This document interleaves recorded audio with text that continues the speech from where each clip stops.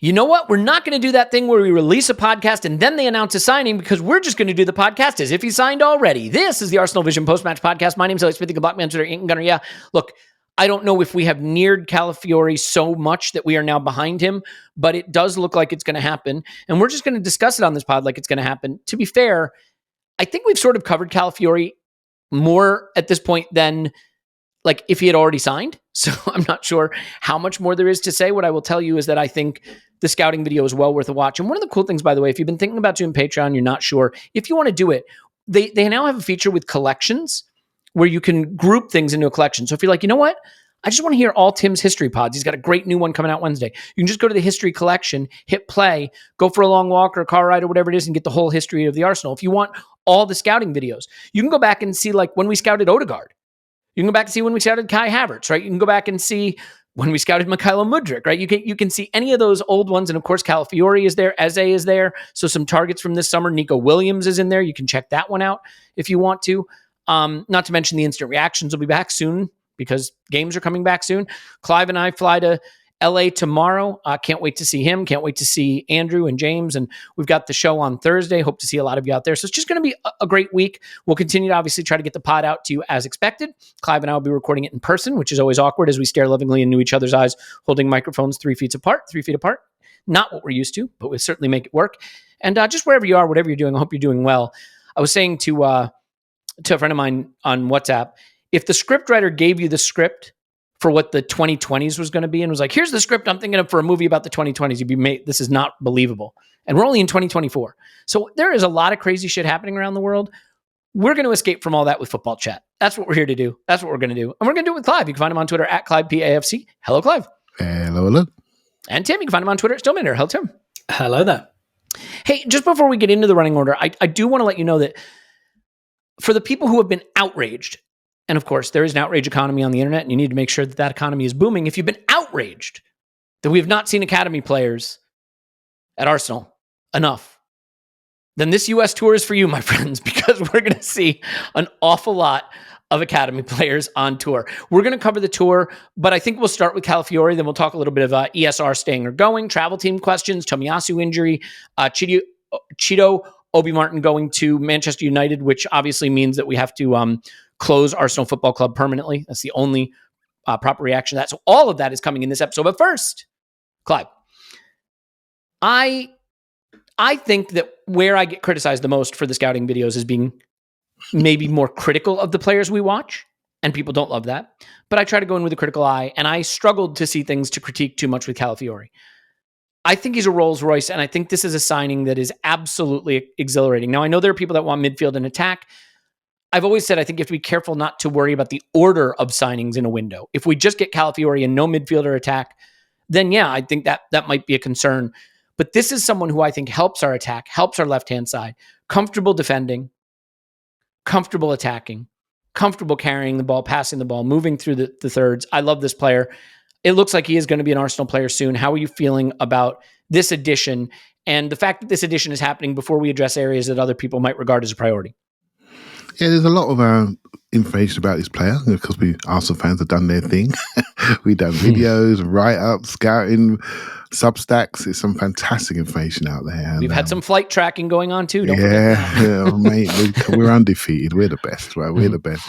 But, and to be honest, the reason why it looks so clear and there's such clarity and maybe some uniformity in how we feel about the player is because we understand how we play tactically. And that's down to the team, how they play. And that's down to the manager and how he's transformed this team in the last year. I mean, some of the things we are doing off the ball now, Elliot, we weren't doing last summer, mate. It was not a priority. It was not something we thought about. And it was in those early months, those August, September months, and we were a little bit lacking in click on the ball attacking wise, but we were really zeroing in on our off the ball play. And the emphasis just changed. You could see it. You could see the reaction in transitions. So now when you look at this player, you look at him and think, okay, he presses, he's quite aggressive front foot. Oh, we do that. Declan Rice has educated us on that. Havertz has done that. Odegaard always does that. And the two 22-year-olds are just so diligent in their defending. So he's going to fit straight away in that regard.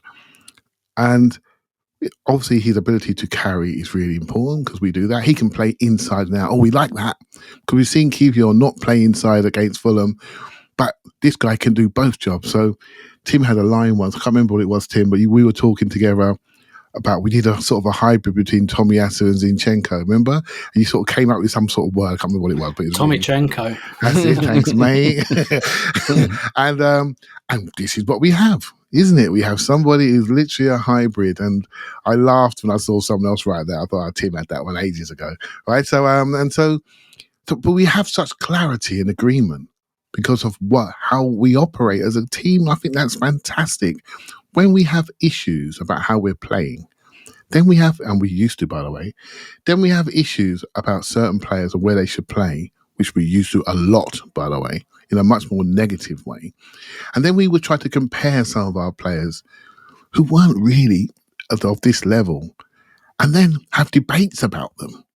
But really, they should all have gone.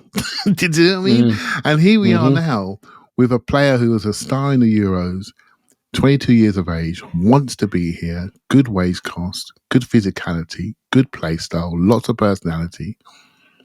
We're in a good place, Elliot. We're in a really good place. Yeah, I think this is a special player. Now, we all know at this point, because we've been linked with him long enough for everyone to know everything, he had a devastating knee injury. I've had some people who are doctors reach out to me in DMs and WhatsApp and be like, this is an injury that will leave someone with permanent nerve damage as they get older. Like, that's how bad this injury was. And it is definitely a career threatener. He has been able to stay fit. He has recently. And while it may be the case that this knee injury is a long-term concern for him, and of course, that's why you do medicals, so that you can find all this stuff out. And I think worrying about that kind of thing is something we just don't have enough information about to go too deep in. It's something to be cognizant of, but not something that I think we're gonna want to focus on. Having said that, Tim, I'm curious. It looks like he's arriving. Do you see him as starting left back as soon as he can get up to speed with Mikel? Is that the role? I think people are still really curious what Urian Timber's role is going to be. Two very good players. Zinchenko is still here, by the way. Tomiyasu injured, but still here. And the injury, at least, is reported as a 2 to 3 weeker. With Tomiyasu, obviously, we don't know. So what role do you foresee for Calafiori? What do you think he brings to us that may be different from or superior to, or however you want to phrase it, the options that we have at left back? Because we have, and let me be clear, every single left back in the Premier League. Yeah, that's the thing. It's been a timeshare, hasn't it? The left back role. We haven't really had anyone who's completely nailed it, and it's going to be really interesting to see whether this is an attempt at we want like a starting left back with some other options. Whether Calafiori is just a Kivior upgrade. And it's this guy can play left back and left centre back, and the wages aren't massive, etc., etc.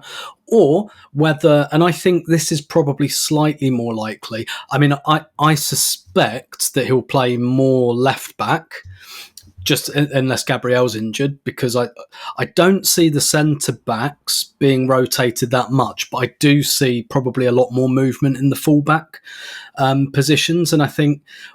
What's really interesting to me, I know when we buy defenders and goalkeepers, people always talk about it like, oh, look at Arsenal buying defenders and all of this. And actually, I don't, well, of course they're defenders and that's their principal job. I don't look at it as defenders. I look at it as the build-up phase of the team. I think that's more where Arteta's coming from. I don't think he's buying this guy solely anyway because he blocks shots and heads balls out of the area, and I'm sure he can do all of that, and that's obviously a big part of the job. But I think when Arteta buys defenders, he's thinking build up. That's what he's thinking of. Like, he brought Zinchenko in, right? And Zinchenko's not like an absolute kind of iron grade defender. Why did he bring him in? He brought him in for ball progression. And I think that's what's really interesting me. So we've got like a pack of very versatile, interchangeable kind of defenders now. And I do think we'll probably have to get comfortable with. I think there'll be a bit more rotation in the back four, basically. Probably in the full-back positions. I still think if Saliba and Gabriel are fit, most of the time they'll play. That tends to be how centre-back pairings work.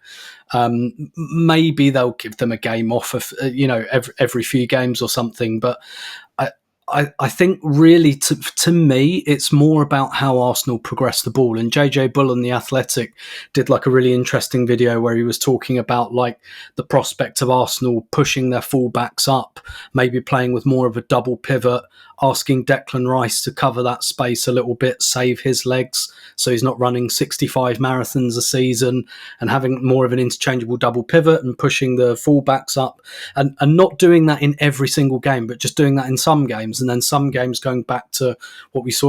Like basically, I think Arsenal are going to show a lot of, or I think the plan is for Arsenal to show a lot of different faces, have a lot of different strategies for progressing the ball. Because point you've made a lot, Elliot, is that, and rightly so, like Declan Rice has come into the team and he's good at passing the ball. He's very good at passing the ball, but he's probably not a primary progressor. So where is that coming from?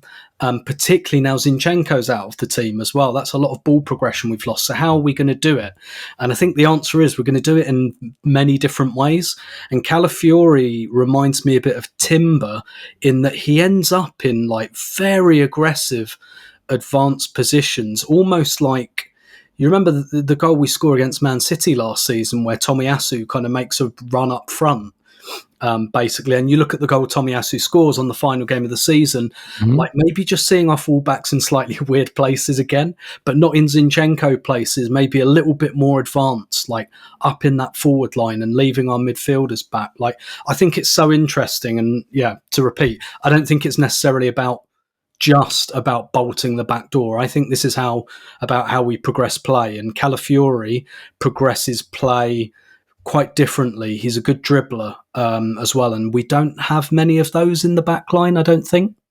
No, he's comfortable in every phase of play. I think he's a really special player, and I think Clive, my belief is that this just indicates we're going to lean into the 3-2 or 2-3, I should say, in build-up, right? Which is Gabriel and Saliba, and then probably the fullbacks like Calafiori, White, and someone, whether it's Rice or Jorginho or Partey, as the three in the sort of central part of midfield in the first phase of buildup. So a 2-3 buildup. And what Tim referenced is interesting too, because what we did with Tomiyasu sometimes is he would just go. He'd roam forward, and you could drop Rice back a little bit, and he could fill in there, or the left wing could fill in. But Calafiori can definitely roam forward and be an impact player on the edge of the box if he wants to. It gives us a different way, a different look to show defenses.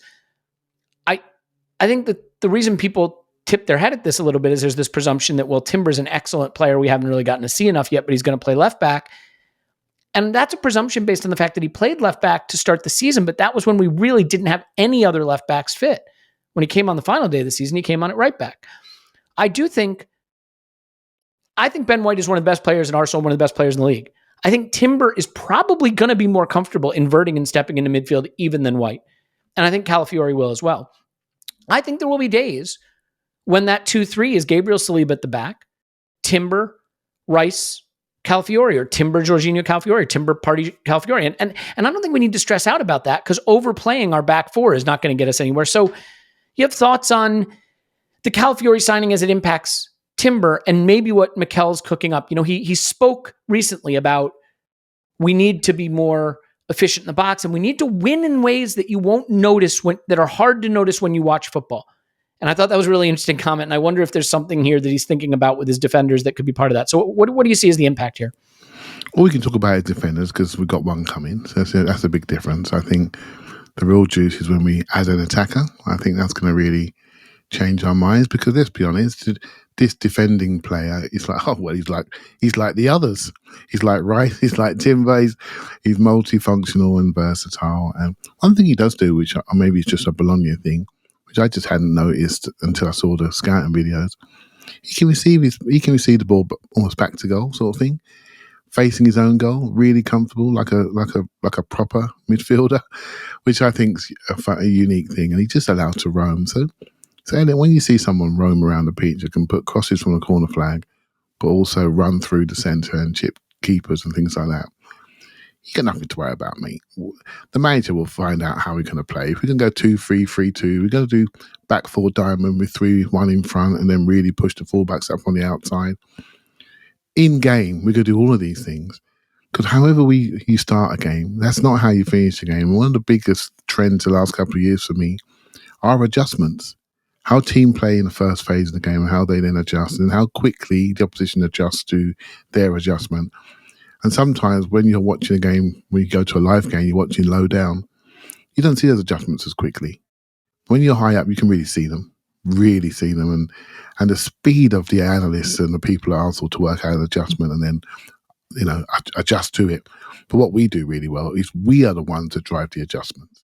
We're the ones that drive and impose our game. And how do we do that, Elliot? How do we impose our game on somebody? By having smart, intelligent players that have quick decisions, really aggressive in the transition phases, how you control the rebound. Then you're imposing your game to the opposition with ways of attack. They have to adjust to you and see where you're overloading and see what you're doing. And that's the key for me. I never know to have the skill of having really good players that you can implement your game plan rather than when you go out there like I used to do a bit of coaching and you're not sure what you're going to get from the opposition. Suddenly you're reacting to them because you may not have all the quality that you need to really make them always react to you. So we're at a phase now in our development where people are reacting to us. But when they do and they react in a certain way, they mid-block us, have we got the ability to run through them? And that's what we're trying to add. Have we got the ability to sprint off over the top, to get your dink passes at our own Porto Elliot? Have we got that? Mm-hmm. And we need that ability to 1-2 drive. Because I didn't think we had enough driving players last year, particularly when we lost the form of certain people with health and fitness. So this is going to be the fun, isn't it? Watching us develop these ways of playing, and we're going to need all of them. And some of them we're going to need in the same game. It sounds ridiculous, but we will do. And how you adjust and how you rest players. Because the big thing in my mind is the amount of footballers coming our way. And we're going to be taking people off after 60, 70 minutes regularly for the game at the weekend. Yeah. Look, it is the case that adding great players is never bad. Right? So even if you're impatient about midfielders and attackers, my belief is that this is a great player. Not a good player, a great player. And I think he can play a couple of roles that are really important for us and improve the way we do things on the left-hand side, which we know is important. But Tim, if you had just asked me at full time of the Everton game at the end of last season, who will be our starting left back for the first game of this season, I would have said probably Tomiyasu. Obviously, there's pre-Calafiori rumors. Mm-hmm. Not because I don't rate Timber, but first of all, I'm not convinced the goal was for Timber to be a left back for us. And, he hasn't played a lot. Tomiyasu has played a lot, knows the system, and Mikel trusts him. I would have said Tomiyasu probably starts the season. Maybe doesn't become the first choice there, but I would have said Tomiyasu. He's injured now again, knee injury. He's been left back from the U.S. tour to train and get fitness, and they're saying it's a 2 to 3 weeker. But, I'm not gonna be critical of anyone who is getting frustrated by that report. I get it. No one wants to be injured, least of all the player. It's not a player's fault. But this is a player who's had major injury issues with us. And I think it's in that Kieran Tierney zone where planning on their availability would be a bad plan. Mm-hmm. I still think 2 seasons ago, the Saliba injury, as bad as it was, if Tomiyasu can step in and be a center back for us for that run, and we have a good chance to keep that title race going, it was the drop from Saliba to Holding that really cost us because Tomiyasu got injured in the very same game. So how do you think about Tomiyasu's injury? We have given him a new deal. It does start to get frustrating with his lack of availability. And as weird as it is, if you look at all these left back options, Tim, that we just mentioned, you got Tomiyasu, who has injury issues, Zinchenko, who has injury issues, Timber coming off an ACL, and Calafiori had one of the worst knee injuries you can ever have, albeit having stayed fit recently. So it's like there's a lot of really good players in there, none of whom have necessarily rock solid fitness track records. How are you thinking about the Tomiyasu injury, and has it frustrated you?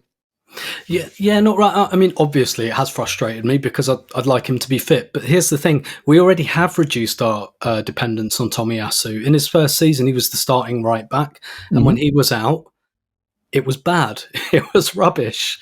But now we've kind of moved to a phase where he is a plug and play squad player now, and that's largely happened due to only a few factors, like Ben White turning out to be a world-class right back, but also because we've bought all these other defenders. And I think the thing is, like Tomiyasu, he usually does like his kind of 1,000-odd minutes a season, which is kind of what I think would be what I'm expecting next season.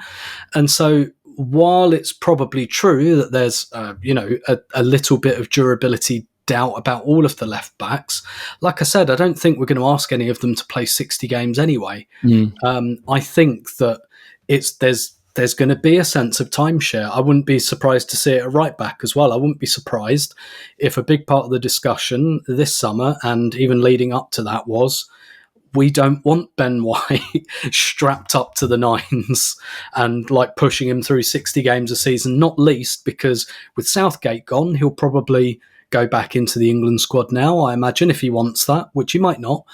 But that's kind of worked for us because every kind of 6 weeks he gets 2 weeks off, and we've been able to push him probably further than we probably should have.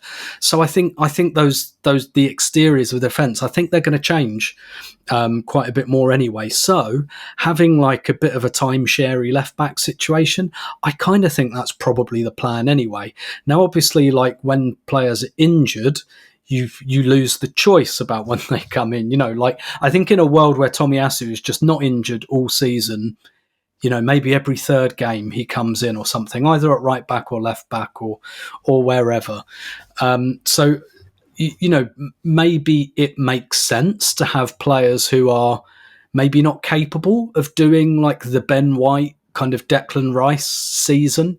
And we kind of moved to that model anyway, didn't we? Because we had like Tomiyasu and Zinchenko sharing that left back role, and neither of them can play 60 games a season, but we seem to have come to the conclusion that 30 plus 30 and then Kivior taking the other 10 type thing. So I'm not enormously worried about it. And also like the Timber, Calafiori, adding them into that to me is kind of, we do this sometimes when there's like one or two bad things or potential bad things, we add another couple just to make the list look bigger and scarier.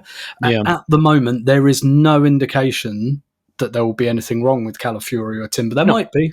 It might turn out like that. But like with absent the Tomiyasu thing, I don't think anyone would say that. It's almost like you naturally just start listing things. So I kind of think if we've got like 4, and this is not including like Tierney and whatnot, but we've got like 4 players who can play left back. Like that's a lot of depth. And I'm sorry, even if they're all injury prone, if we get to a situation where all 4 left backs are injured, then I think we've been unlucky. Yeah, I think that's right. I think the problem with plug and play squad player description is just for someone to be a plug and play squad player, a manager has to sort of have a plan for where they want to plug and play them. So for example, maybe he says, we've got Liverpool at Anfield. I want Tomiyasu to lock up Salah. I'm going to start him in that game. Oh, he's not available. There goes that plan, right? In order to be an effective plug and play squad player, the manager has to sort of have a plan for where they think they want to use you. I'm going to rest this center back in this game, and I'm going to use Tomiyasu in that game. I'm targeting that game for that. Oh, he's not available now. I can't give that center back that rest. And I think that's where it can be really disruptive. I don't think, I'm going to say something here that I haven't really thought through. So realize I'm saying this right off the top of my head. Tomiyasu might be the best, highest level utility defender in the Premier League. What I mean is there another defender in the Premier League you could play at right back, center back, and left back who would be as good as Tomiyasu can be in all of those positions as a squad player? I don't know that there is one. I mean, he is an excellent right back, was a player of the season candidate for us when he started there when he came in. An excellent left back who can lock down left wing attackers, and as we saw against Everton, score an important goal. And he's an excellent center back, as he's proven for his country and his prior club. But you need to know that player is going to be available when you need one of those roles filled. And that's where it gets complicated. I look at it this way. The arrival of Calafiori puts us in a situation where I just think we have an incredible array of talented defenders who can play in different ways and give us different things. And I'm very excited about it. So I think we can draw a line under that and say that group right now is exceptionally versatile and exceptionally talented. We have stacked, talented players at the back. And that's the base we know that Mikel wants to build from. He's made that clear. Now, I understand if there's frustration from some people that say, great, he's made that very clear. When can we address the rest of it? Well, there's time. It needs to be done. Let's see what happens. I think one of the questions is about outbounds, players that are going to go to just sort of help us zero in on what's going to come in. And that leads to some of the latest rumors on outbounds, Clive, and that would include Smith Rowe, Nketiah, and Nelson. We know that there have been bids, or at least we've been told there have been bids in the 30 million range, which seems pretty strong to me, from Fulham for Smith Rowe. There's been some interest, but then that interest has also been questioned for Nelson, and we know that Marseille has been looking at Eddie Nketiah, but we haven't been able to get close to the valuation with them. How do you think about those three outbounds, and especially the reporting around ESR that the club isn't sure they want to let him go, which raises some issues we can get onto. So what do you think about those three potential outbound rumors and what they would mean for us? Yeah, the rumors around the club wanting him to stay, you never can be sure. But could just be negotiation. It could be just negotiation. That's what you say. We want to keep him. But to be honest, I think all of us would agree those three players have served this club really, really well. And given us a comfort either on the pitch in the first 11 or in the squad where we know we can put them into a team there and they represent the club well and they play with our values, etc. So it's all really, really positive. And they now are reaching an age where they need to play football on a Saturday afternoon.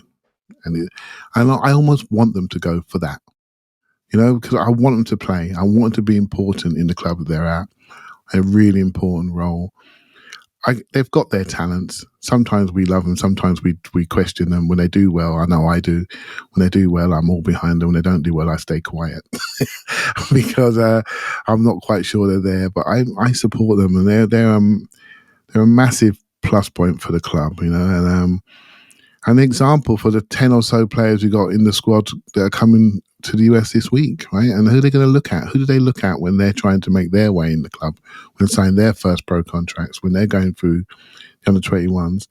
The example of these guys is the exact example. And if they can have the careers they've had, or they'd be over the moon, some of those players. Absolutely over the moon. So Smith Rowe is the one that's probably breaks people's hearts a little bit more because of what he's actually done for the team in the first team. But I also feel that it's time for him to play every single week and see where his body can take him, because he's changing physically, and some of that is inactivity, and he just needs to play. He just needs to play. Yeah.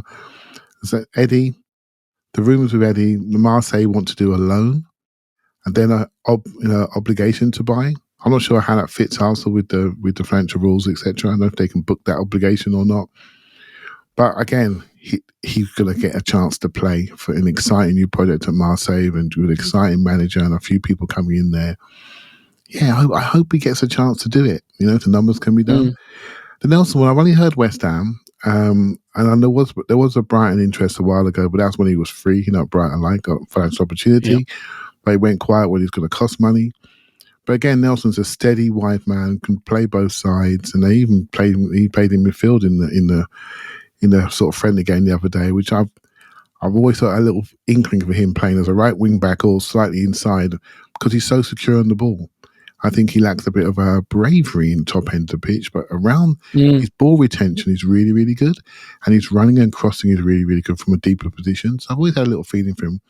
I think that player's untapped, but I don't think we can tap it. So I mean, I think he needs to go somewhere who's going to really invest in him, and so I hope it works out for them, mate, and we can book that money and then get those lovely attackers you like. Yeah, and this is where I think fans sometimes make demands on clubs that are incompatible, where they can't all be met. And what I mean is, go compete for the Premier League and Champions League with star signings from around Europe to make us the best squad in the world. Also, compete and go deep in the domestic cups. Don't throw those away, they matter. But also, find a pathway for 16-year-olds to play in your first team. But also, don't sell your academy players that haven't found their way in yet. These are not compatible demands, in my view. If you don't play the kids in the domestic cups, where do you play them? But then if you play the kids in the domestic cups and you crash out, you chuck the cups and everybody's mad. If you keep Smith Rowe, he's got to get minutes. Those are minutes that Nwaneri probably won't get. And so it all filters down. And so, Tim, I can understand wanting these players to stay. I think the one that people would be most torn over is Smith Rowe. And I have to admit, I think at the top end of his talent, Smith Rowe is a player you ideally don't want to lose. But I still think we think of him we have thoughts of him that maybe don't align to the exact player he is. I still think out of possession, there are things he needs to work on in the defensive phase of the game, reading the game off the ball. I still think his body, the way it's developed and that massive growth spurt and some of the issues that he's even expressed around, eating right and taking care of his body, create the concern around staying fit, which has been a problem for him his whole career. And if someone's willing to pay us 30, 35 million for him, and it creates that pathway everyone's always talking about, even if it's a couple hundred minutes for someone like a Nwaneri or Miles Lewis-Skelly, that's really important. And people obviously, I think, are right in wanting those things, but they can be incompatible. So I would move on from Smith Rowe, not because I don't believe in the talent, but there comes a point at which you have to stop waiting for it. And your project has to move forward and the player's career has to move forward. And I think we're at that point with him personally. Yeah. And it sounds like he's reached that point as well, which I think is completely understandable because he's 24, he's not a kid anymore and he needs to go and have his career. And, he was in the England squad 3 years ago and now that's completely kind of gone. But, and then you look at because we're guilty, I think, as well of not thinking about the international picture, which is still very, very important for players. And Smith Rowe will look at someone like Eze. Let's say Palace are interested, and Smith Rowe's from Croydon, by the way, so something of a homecoming for him. He could look at someone like Eze and think that could have been me. If I, in a world where I went to Palace a year ago or 2 years ago, that could have been me.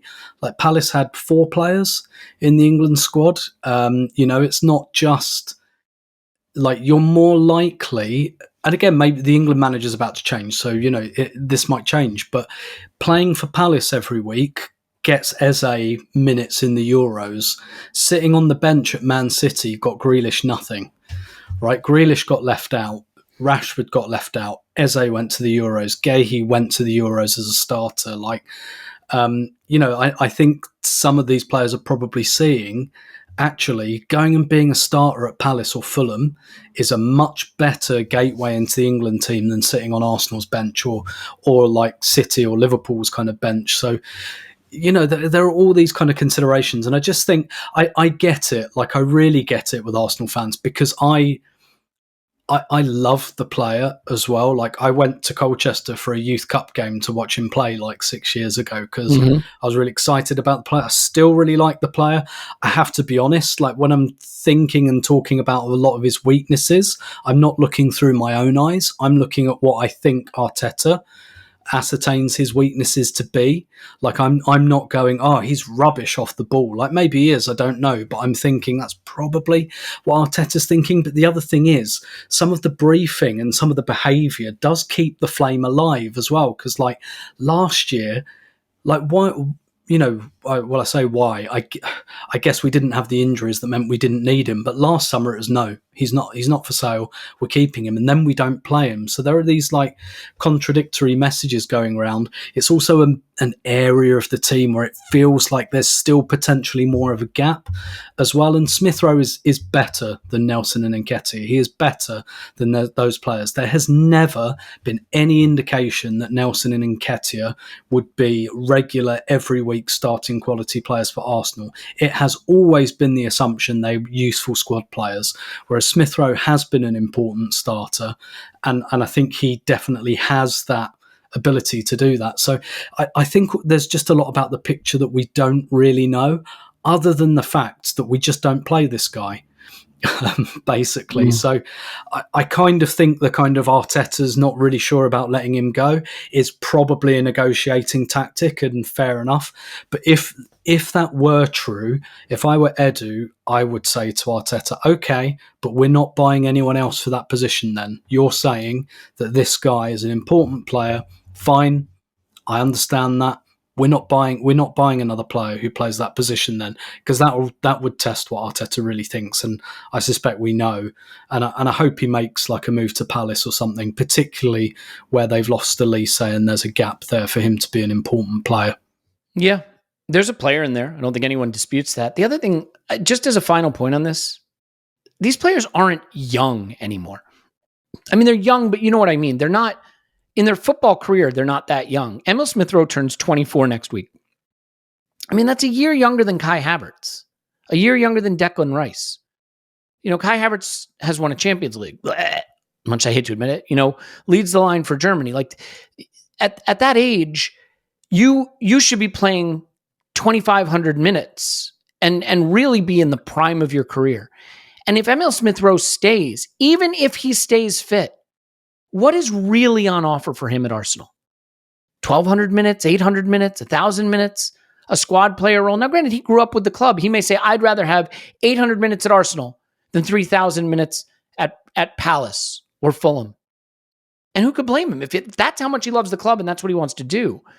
But if he wants to really develop, then I think he has to go. And, with Nketiah, it's the same. With Nelson, it's the same. And the difference with Nelson and Smith Rowe versus Nketiah, Nelson and Smith Rowe have had major injury problems that have really stunted their development and their ability to get the minutes. With Nketiah, I think we're much clearer on what the player is versus those other two. But like I said, this is the stage where they're never going to become the player they could be without a pathway to starter minutes. And it's time to start thinking pathways for other players. Clive? No, I was going to agree with you. If you don't play, you don't develop, mate. Simple as that. You just got to play. Otherwise, your competitors explains my will go career. I just haven't played, and that's why I haven't developed. Maybe the best of my career is ahead of me. You heard me say it before, but I say it again. In Smith Rowe's England year, there was Conor Gallagher and there was Morgan Gibbs-White and Smith Rowe. They came through in the same England under-17 World Cup winning team with Phil Foden and Hudson-Odoi and Jadon Sancho, etc., etc. And mate, no one could tell me a few years ago that Smith Rowe wasn't going to have a bigger career than Conor Gallagher and and Gibbs-White. But here we are now. Conor Gallagher is captain of Chelsea. Gibbs-White is wearing number 10 for Nottingham Forest and playing every single week, and it's already had a £47 million transfer. And Smith Rowe got Arsenal number 10 shirt on, and he's still seen as a development player because he hasn't played. He hasn't got the minutes in his legs to be anything else but a development player on a development wage. And that's not right. It's not about talent. It's about your ability to apply your talent on a consistent basis. And he's not been able to. He's not been able to sustain himself. We can blame the manager's selections. There was a period of time, Elliot, when Martin Elliot and Smith Rowe were neck and neck for that position on the left-hand side. It's not a contest anymore. It's not a contest, and that's because one's fit and one's not. And we demand different things. So he has to go and play so he can get past people that he was already past. And then people can see his skill set, his primary skill set. So mate, just go play. Yeah. Just go play. Yeah, that's it. And I think that leads us nicely into the academy question, which we can talk about as part of the travel team too, because this has been a thing that people are chatting about, especially with the rumors around Cheeto Obi. So we should talk about that. Let me quickly tell you that this summer is off to a sizzling start. Let the only thing smoking at your barbecue be the grill, not your grooming game. And that's what it says. They put it on the page. I read it off the page. I don't know what it means. Whether you're flipping burgers or cannonballing into the pool, make sure your meat looks neat with the Performance Package 5.0 Ultra. Like I said, they put it on the page and I read it. Now, as funny as all that nonsense is, you get 20% off and free shipping with promo code ArsenalVision at manscaped.com.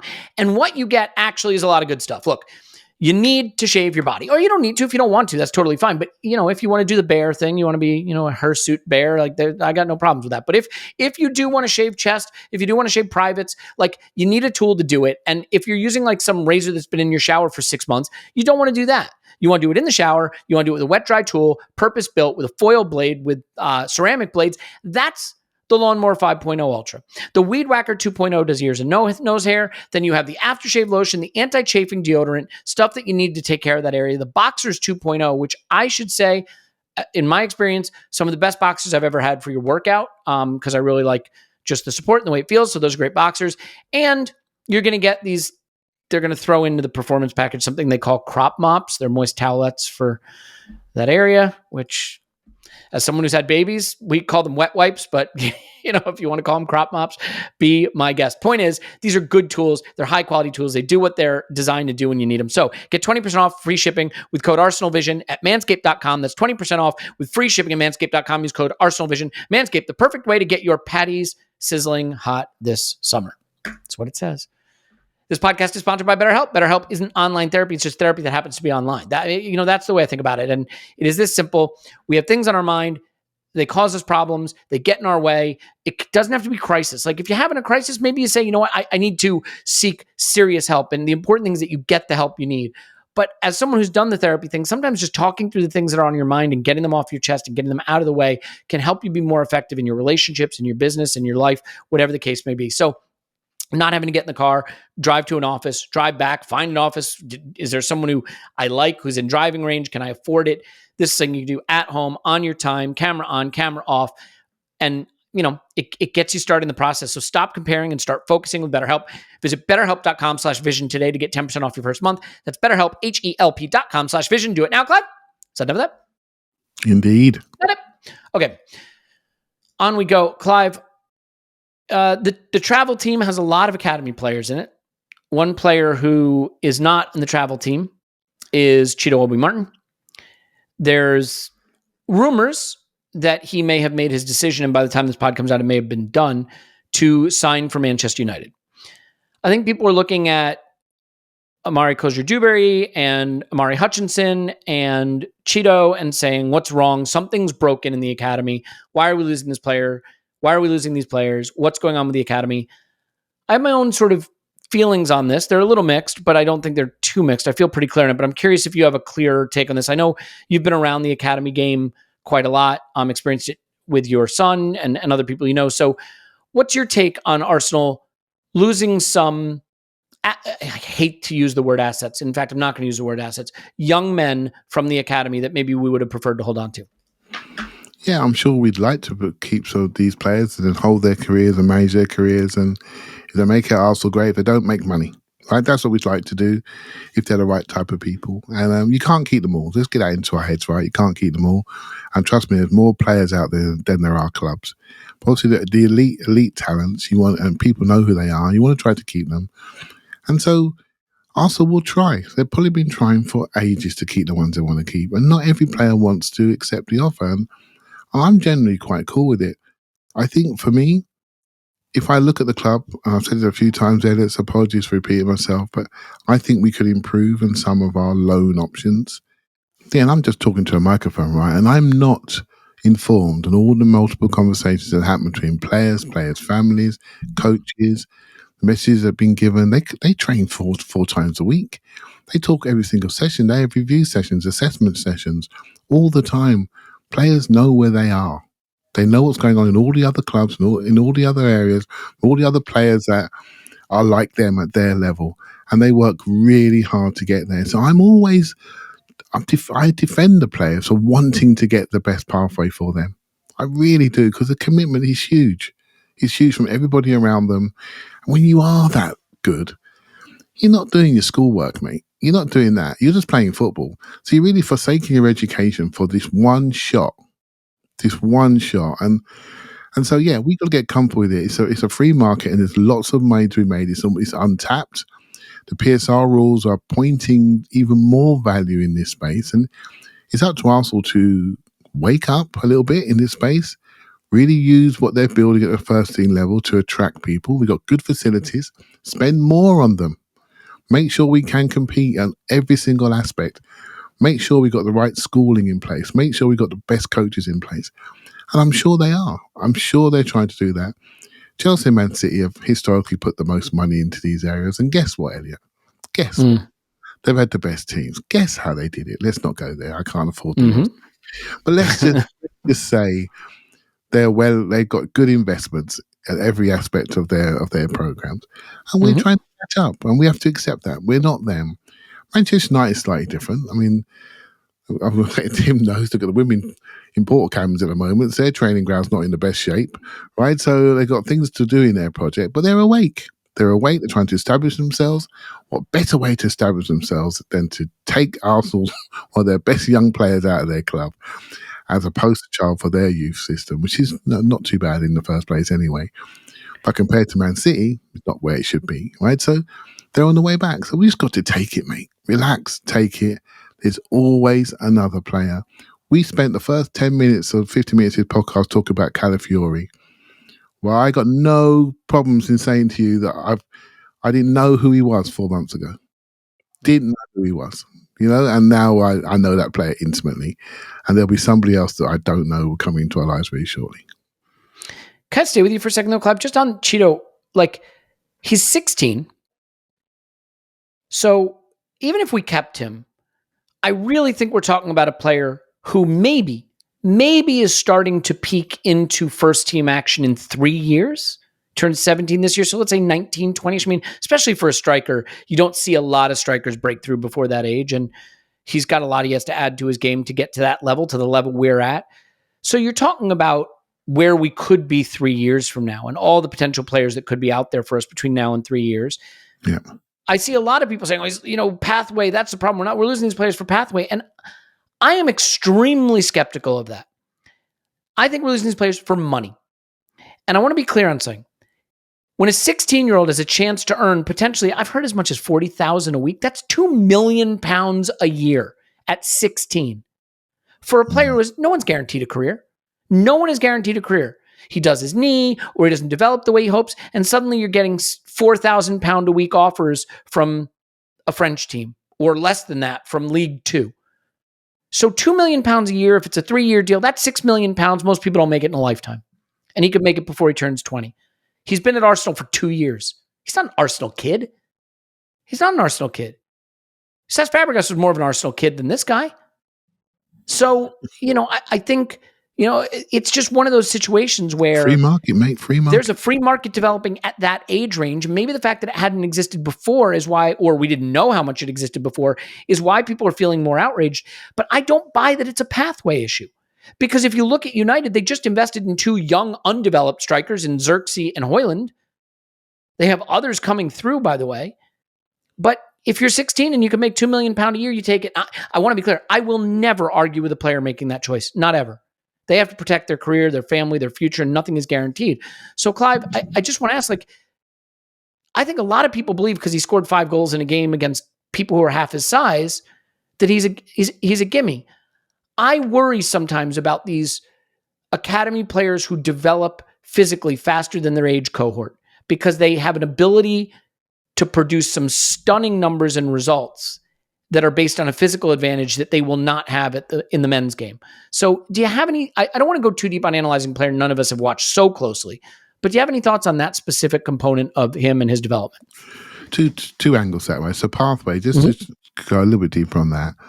For me, the path has changed because our first team standard has changed. And so we can't just get them into the first team as we could do 4 years ago, maybe.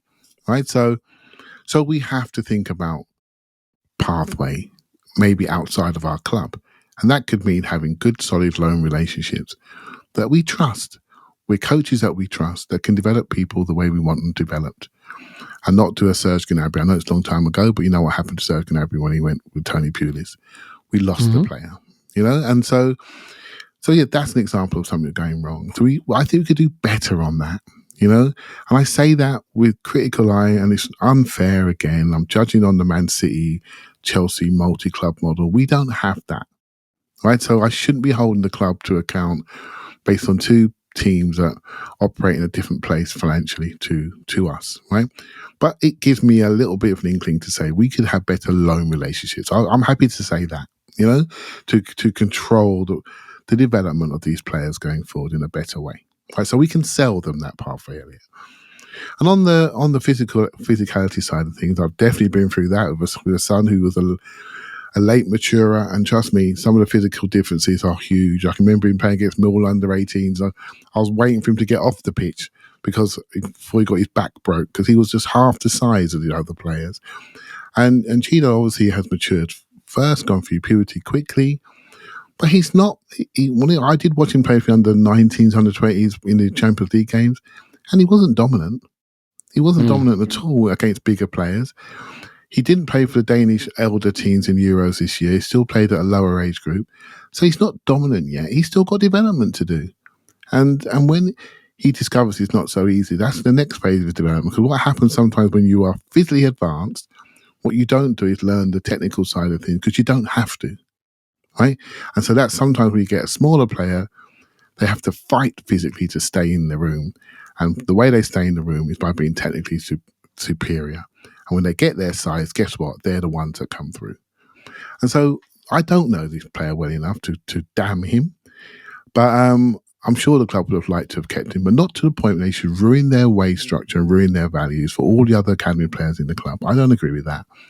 There'll be somebody else very, very soon, mate. I think that's right. Tim, just final thought on the pathway question. Like, the biggest argument I see is because we're not creating a pathway, players are leaving. And like, I get why it can look that way, but Amari Hutchinson didn't leave for a pathway. He went to Chelsea for a cup of coffee and Chelsea sold him.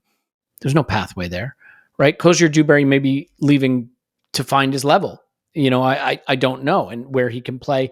Pathway may be the issue there, but it may be the issue there because of how he's regarded. I think if you look at, I think Clive's point is absolutely crucial, by the way. The level of the first team has come way up, and the ability for academy players to play at this level is going to be more limited. So fewer academy players are going to make the breakthrough. And that's not the goal. This is the thing that I think is really hard. Arsenal Football Club's goal is not to see academy players break into the first team. That's not our goal. Our goal is to win trophies. And our goal is to win trophies by playing excellent football at the highest level, be one of the biggest and best clubs in world football. The academy should be an important engine to achieve that goal through the sale of academy players for revenues that can be plowed back into the first team, or through the integration of academy players occasionally into the first team in an impactful way. Right now, Bukayo Saka is one of the best players in the world, and he came through our academy. We have in recent years used Smith Rowe, Eddie Nketiah, and Reece Nelson as important parts of or relevant parts of the first team. I mean, Eddie Nketiah started 11 games at striker for us last season. I think that's a pretty important role, whether you thought he was at the level or not. So the academy is still doing the things the academy should do. We've lost some players that probably we didn't get the value we should for, but we've also gained some value. Like, look at Mika Birith. I think that's a good sale, by the way. So the pathway argument doesn't resonate for me because I think it's this simple. If you're good enough, you make the pathway. You know what I mean? And that tends to be how this happens, but that's just going to get harder because the level's gone up. So do you see it a little differently? I mean, I don't want to just back the club. I will say this. I hate the argument of the club knows best. The club knows best. That's an appeal to authority. We're all here to analyze, and you can analyze even if you don't have perfect information. With the academy, I have to admit, I lean towards the club knows best because we know so little. You know what I mean? Like, I can watch the first team. I can see what's happening. I can look around the game and kind of understand where we fit in the context of that. At the academy level, it's very opaque to me. And so it's very hard for me to be critical of the process. But I look at where we are right now with Saka and the team and Nelson and Nketiah and Smith Rowe and what we might get for the three of them this summer and what we've already gotten for Mika Birith. And I look at where we sit and I don't see a failing Arsenal. I see an Arsenal that's one of the most talented teams in Europe on the up with academy players involved in that. So it's a long rambling way of saying I just don't see I don't see an existential threat here, but maybe you want to take the side of existential threat. Yeah, I mean, we've got 4 academy players in our current squad, right? And to your point, the filter has gotten harsher, and 3 of them basically aren't good enough anymore. And who's the one that's left? Bukayo Saka. That's kind of what you're looking at the moment. I think, let's take the other side of this argument because I completely agree with all that. There is no pathway for any 16-year-old, right? There isn't. Even when Fabregas was his 16-year-old season was the invincible season, right? There was no pathway for him. It was Vieira and Gilberto. There's no pathway there, my friend, right? But to your point, he kicked the door down and all of that. So there is no pathway for any 16-year-old. There is not a pathway for Chido at United either at this stage. Like Nwaneri, Lewis Skelly, like maybe they're the ones you're looking at more. Like, okay, what's the pathway? I don't like the word pathway because it implies like you're laying it on. Right, and I don't think you can do that really. But those are the sorts of players. Yeah, maybe you're having more of that conversation. Like, where do you see me, boss? To Clive's point, I think we definitely use the loan system better. The other thing I think we underestimate is that a lot of these clubs either have like junior clubs. Manchester City just go and buy a young player off themselves every summer, which they've done again with Savio, and that's another thing. To Clive's point, I know what Clive's talking about. I can't really say for legal reasons, but there are other like that are currently legitimate, like partner clubs and all of that. And some of that, you don't have to own the club. You can have a partnership like we used to have with Beveren in Belgium years ago, and Liverpool were they looking at Bordeaux or something. And that's going to become more of a part of it, like basically a place where you can kind of park players. And Chelsea had that with Vitesse Arnhem for many, many years. So, maybe looking into more of a strategic partnership with a club somewhere, whether it's here or on the continent, and certainly stuff around contracts. So for me, and to be fair, I do think this is where a lot of people are coming from as well. I don't think people are angry that Cheeto isn't going to be in our team next season. I think it's more, but we could have got money for him. We could have Balogun'd him, potentially, or whatever. And that's, I think that's where probably the improvement has to be, in terms of, because the reality is, pretty much none of these kids are probably going to come through unless they're absolutely top level. We don't have the Europa League anymore, so we can't, Nketiah, Joe Willock, players like that, Maitland-Niles, they kind of came up playing Europa League group games. We don't have those to give players anymore. So they've got to be really, really good. So, but yeah, there's probably more we could do around the edges. And so someone like Kozia Dubry, not that he's not in the first team, but that we don't lose him on a free transfer. I think that's probably what Arsenal need to look at. Are there things we can do better so that we don't lose these guys for nothing? So that, to your point, Elliot, the academy does fund the first team. Yeah. I mean, there's so many layers to this onion that make it complicated. And I want to say something for the people that are frustrated. I can see the argument that it would have been good to find some opportunities to get some minutes for academy players last season, and that some other clubs have found options to do that. I think the areas where that gets challenging are really related to our unwillingness to part company with other players. If Nketiah, Nelson, and Smith Rowe had gone last summer, if they hadn't been kept on, maybe there's just a few more minutes here and there that go to academy players. Would that have been helpful to our season? I don't know. Could you give Cheeto 15 minutes that you gave Nketiah? He's 16. I really don't think so. But you could do it. Would that have changed his mind? If he's getting 4 times the money at United and he's only been here for 18 months or 2 years, I can understand the frustration, but I really, really struggle to reach the conclusion that there's a very specific tactic we could have taken that would have changed the outcome, if that makes sense. I'm talking around the issue a little bit. Yeah, Tim? I was going to say, the other thing I think we should consider, this might be a bit of copium, but I took the devil's advocate argument. This is United we're talking about. Are we... look, United, they're a kind of money printing machine, but you remember what I said on the last pod about everything they do is optics. What does a big club or a smart club look like they might do? And look, it kind of looks like they're going for a bit of a youth policy, right? But they look like, to me, they're doing it the Chelsea way rather than kind of the way we did it. And I don't know. I guess I'm just thinking about, does the fact that we're not putting up the money United seem to be putting up, I'm talking around it. United are a dumb club, right? Yeah. They're dumb. They've been dumb for a decade. If we zoom out a little bit and take the Arsenal out of it, we're looking at United have decided to do this and Arsenal haven't. Now, United might be quite right about that and they might have got the future Haaland or whatever, but at the moment I'm looking at that and going, I'm not looking at things United are doing and thinking, yeah, that's the right thing. To me, they still stink of panic. And I might be wrong in the fullness of time, but they reek of panic to me. And this does reek a little bit of, oh my God, I've heard of this guy. Let's throw loads of money at him and his family. And do you know what I mean? Strategically, it feels like we might have lost a really good player, but I feel like we've lost, it's likely a dumb decision by a dumb club. But you've hit on something, and this is the funny thing, to talk about why I think United are dumb. Guys, step back for a second.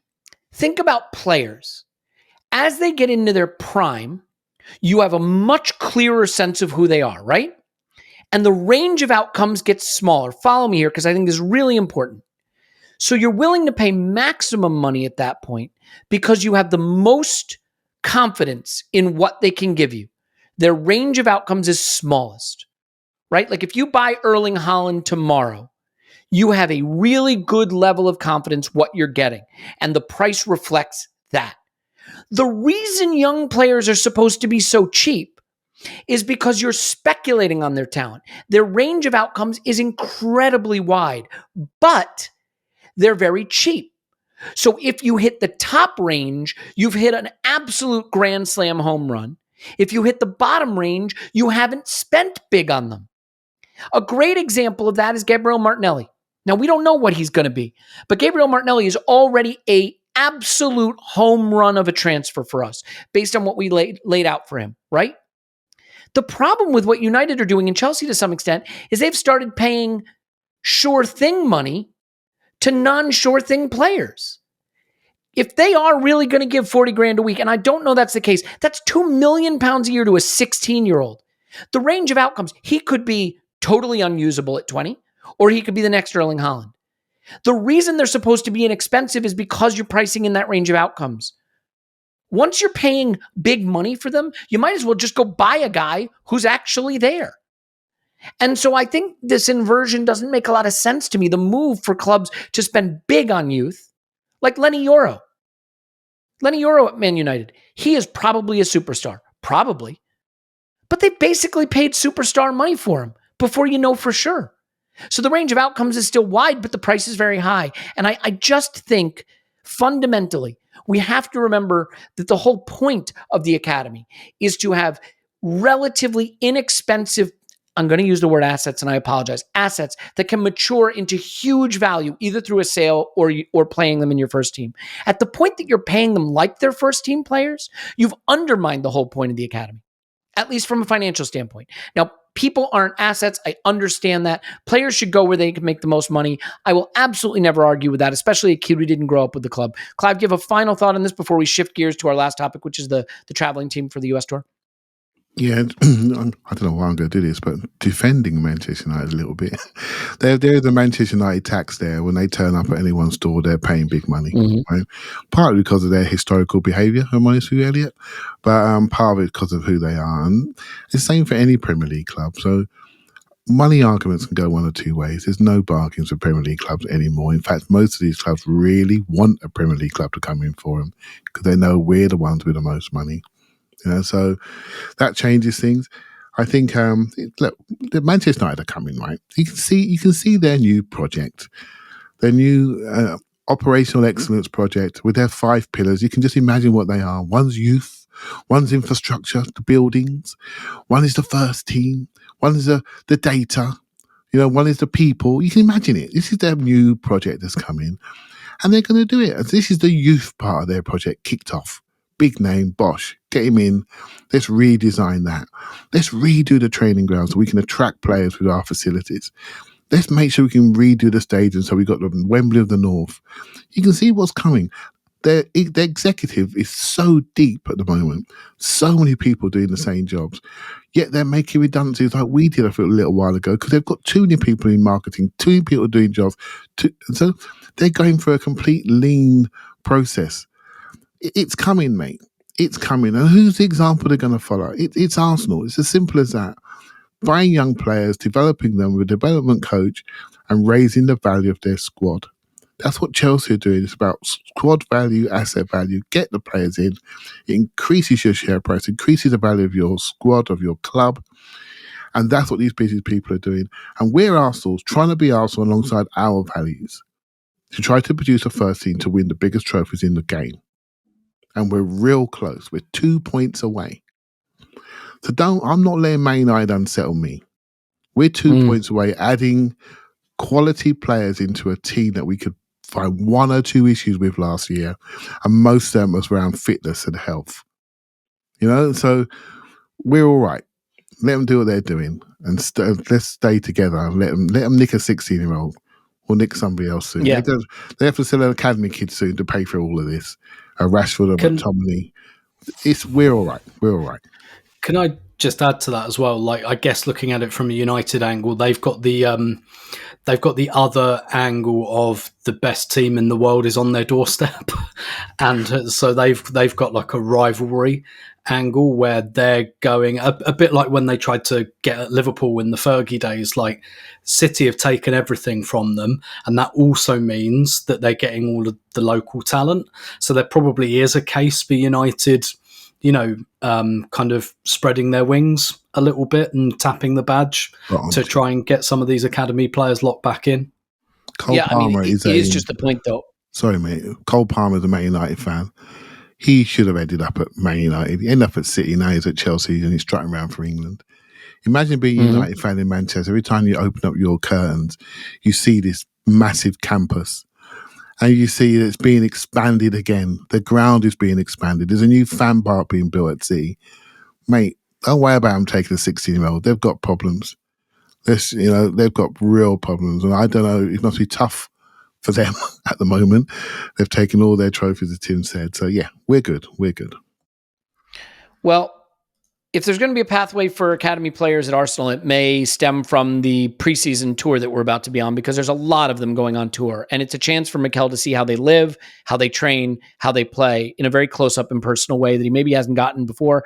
I believe we took one academy player on tour last summer. I believe that was Kozier Dewberry.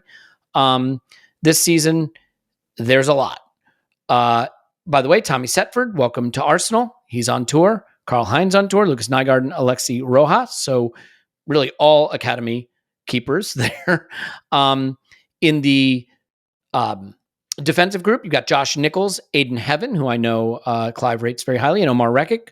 In midfield, Michael Rosiak, Miles Lewis-Skelly, Ethan Winery, Saladin Ullah-Demhand, and Jimmy Gower. And then in the attack, Charles Sago Jr., who's already made his first team debut, and of course, Reece Nelson and Eddie Nketiah, who are academy players. I should mention, by the way, that Gabriel Magalhaes, Gabriel Martinelli, and Kai Havertz will join up on July 25th.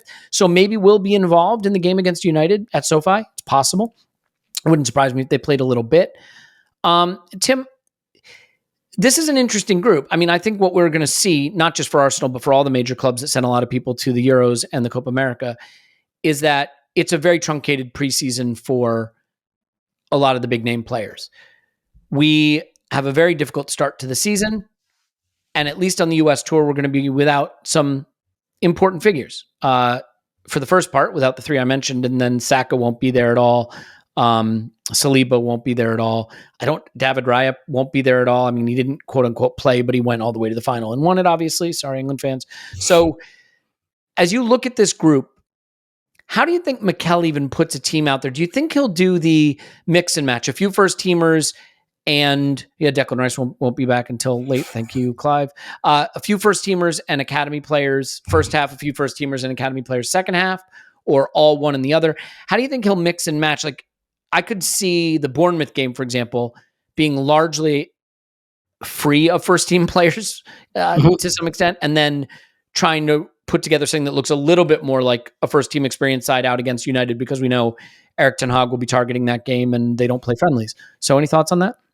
Yeah, I think the Bournemouth game will be, and both because for commercial reasons, that's probably not going to be like the big seller. It was announced late and all of that, but obviously the chronology plays into it as well. So I do think the Bournemouth game will almost look like an Arsenal 11, to be honest, like the kind that would play a friendly at Boreham Wood around this time of year. And then they'll kind of build into the United and Liverpool games. I mean, like pre-season always has those stages, right? So like the first two games, like the one against Orient at Colney and the Bournemouth game, I almost think it doesn't matter. Like those are totally fitness exercises. Those literally are just, this is one up from training. And then I think for the United and Liverpool games, and then you start to get players back in the group, although they probably won't be ready to play. You start to get a bit more, okay, this is about a bit more than fitness. And then the Emirates Cup games, that's when it's, okay, this is fitness, but, the kind of, this is what the team might look like going towards the first game of the season. So like the Bournemouth game, I can't even be asked to think about it. I don't even think it matters, because probably nobody will play more than like 45 minutes anyway. So it's all going to change and be a glorified training session. So, but I think the wider point about this pre-season, and this is going to be the same for all elite clubs that have had all of their players away. City are only taking Haaland and Grealish to the US from their first team because they've all been away. And we've forgotten what this is like, because the last 2 summers have been tournament free. Obviously, we had the World Cup in the middle of the season a couple of seasons ago. And I guess from Arsenal's perspective, I mean, we were a very different team the last time the Euros was played in 2021, but we did lose our first 3 games. Now, some of that was because we weren't as good.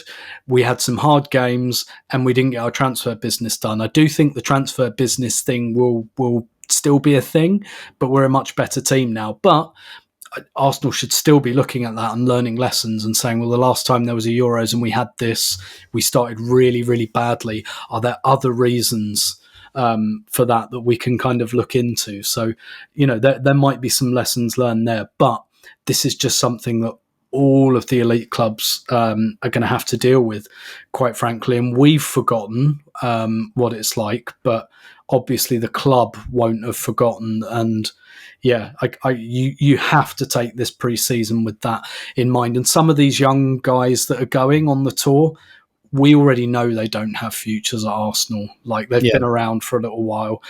They're there. I was going to say they're cones, basically, but you know what I mean? Like, they're there to make up the numbers. They'll know that. And so, like, I wouldn't put too much stock in like loads of academy talent going. It's Nwaneri, Lewis Skelly. They're the ones that will look at this and think, this is my opportunity to get on the bench for the Wolves game.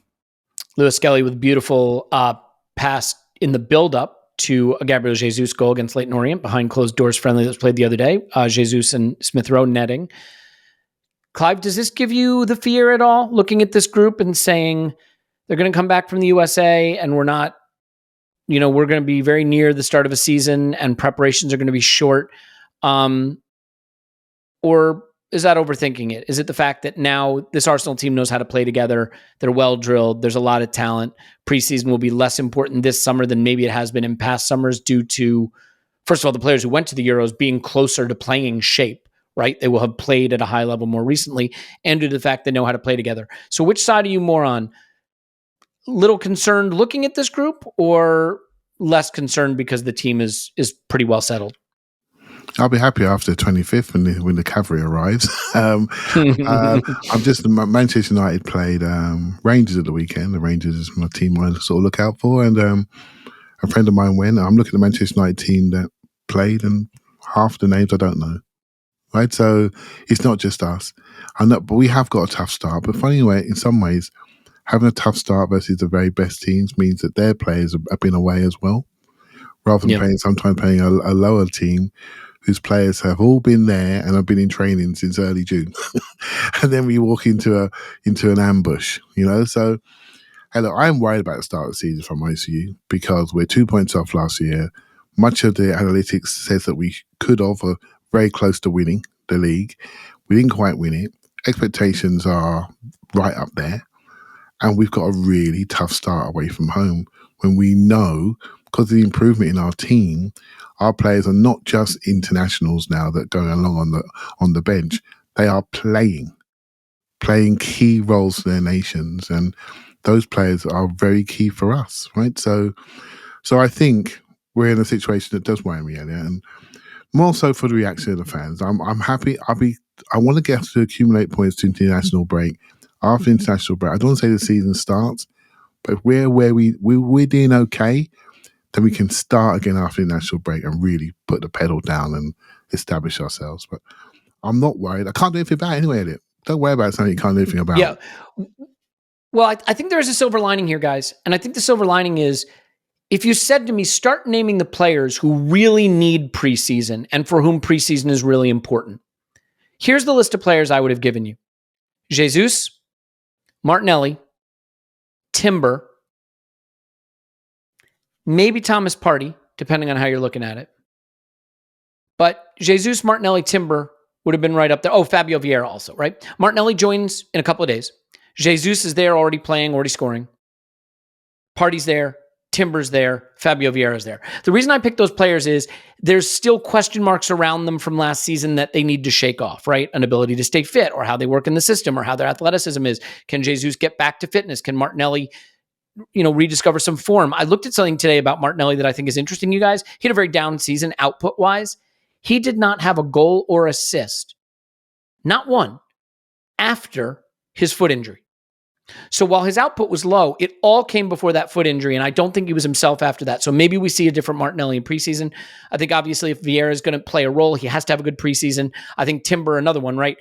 Can he get the confidence in the knee so he can start the season well? All those players should be there, and that'll be helpful. We'll start to wrap this up, Tim, but obviously for Nwaneri and Miles Lewis-Skelly, it's a big preseason because it's an opportunity to play, to be right under Mikel's nose, for him to really get a sense of who they are, how they live, how they compete. Those two academy players and the couple first teamers I mentioned, are those the ones for whom this is really the big preseason and the rest of it is just sort of a fun chance to be with the group in California? Yeah, absolutely. Not least because some of those players, will be at the very least undercooked when the season begins. So the Wolves game, for example, like some of these guys should be it should be, can I get, for some players, it'll be, can I get on the bench for the Wolves game? For others, it will be, can I get in the starting lineup? Will Saka, be rested, or Rice be rested? Can I get in somehow? And we've seen before that sometimes when you get in at the beginning of the season, you stay there. Remember 2 years ago when we started the season because Tomiyasu was injured, which I don't believe has happened before or since.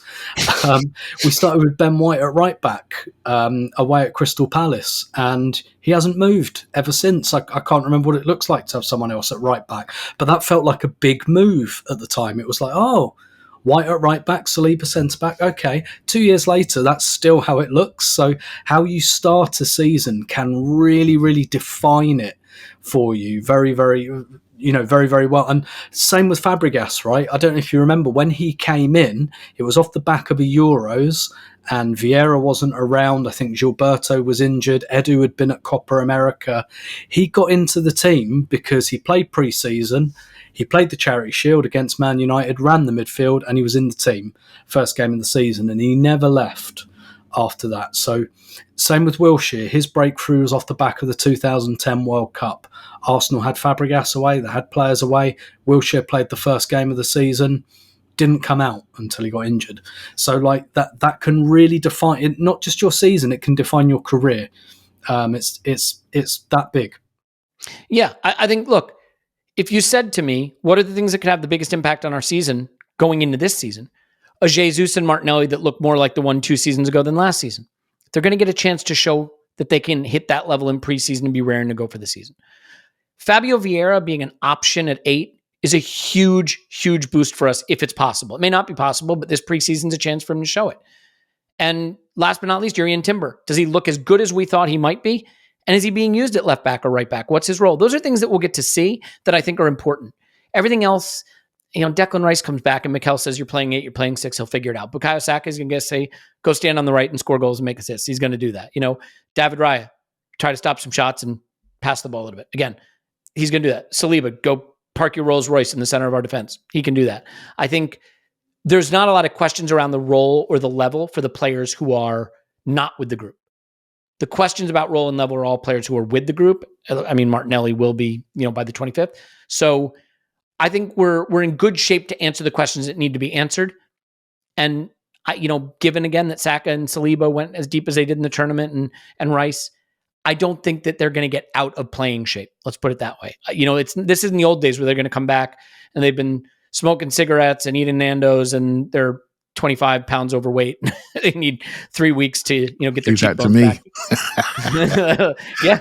I'll be joining you, not for the cigarettes part, but for probably more than a couple Negronis in 24 hours here or so. So I do think, Elliot, the opportunity to find new people is the exciting thing this week. Honestly, yeah. We're gonna discover 3 or 4 players that weren't in our minds in a different way, and I can't wait to see that. Can't wait. That is exciting. I have a little hope.